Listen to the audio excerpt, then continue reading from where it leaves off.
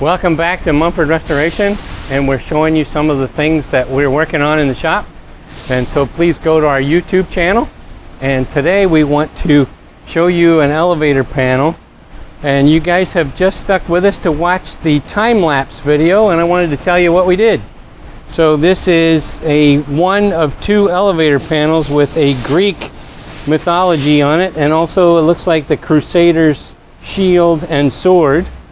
And I think it was from New York City. It was one of two doors. It weighs about 150 pounds. And we have just now stripped and refinished it.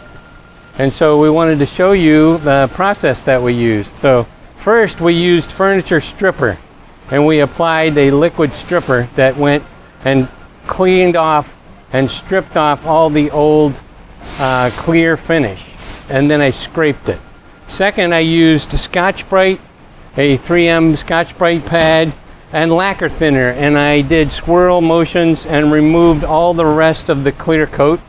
And then the Scotch-Brite pad worked out the clear, and it took some of the old dirt off of the surface, and it took out some of the imperfections in the brass. So it is looking pretty clean now. So then right after the Scotch-Brite, I used lacquer thinner and steel wool. And I did in circles for steel wool to get some of the other residue off. And then I used the buffing material. I used Super Duty 3M rubbing compound and did that with the buffer. And then I used by hand the number 3 3M product and evened it up. The customer has requested satin brass, so we now have it completely clean.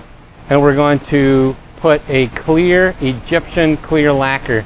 It is a gloss lacquer so that it won't tarnish again.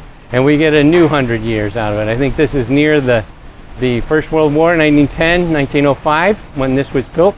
So we're going to have a new life. And it goes into a customer's home on the wall as a panel with trim around it. Looks really cool. Thanks for watching.